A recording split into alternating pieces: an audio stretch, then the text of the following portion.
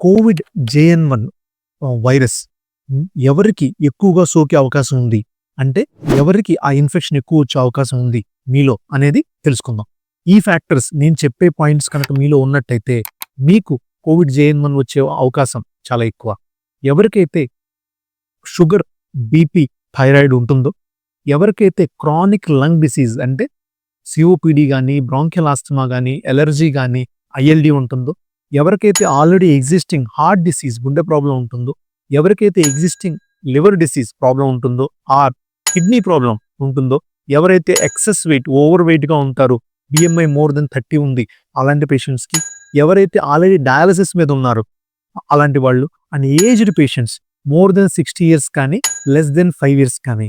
So ఈ factors, ఈ చెప్పిన పాయింట్స్ కనుక మీలో ఉంటే మీకు ఈ కోవిడ్ న్యూ JN1 వేరియంట్ వచ్చే అవకాశం చాలా ఎక్కువ.